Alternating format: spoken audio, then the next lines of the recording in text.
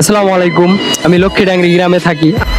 আপনারা বলতেছেন যে আমি গুছিয়ে কথা বলতে পারি না, আমার কথা স্পষ্ট হয় না, ভালোভাবে কথা বলতে পারি না। কারণ ভালোভাবে কথা বলবো কেমনে? আমরা তো লেখাপড়া করি নাই, আমার মা বাবাও লেখাপড়া করে নাই, তাই লেখাপড়ার ওরা কি জিনিস, লেখাপড়ার মূল্য বুঝে নাই।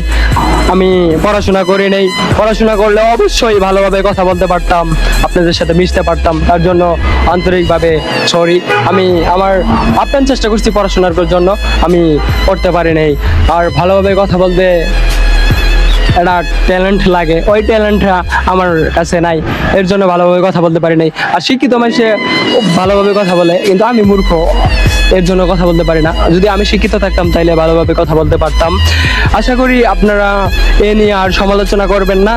আর আমি যতটুকু পারি অতটুকু ভাবে চালিয়ে যাব। আমার জ্ঞানে যতটুকু কথা ধরবে আমি অতটুকুই কথা বলবো।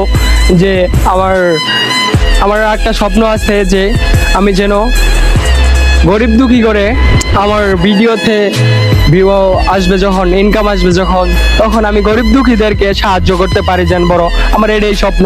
আপনারা এ নিয়ে আর সমালোচনা করেন না যে আলম ভাই আপনি এরকম ভাবে কথা বলেন, ওরকম ভাবে কথা বলেন, ভালোভাবে কথা বলতে পারেন না।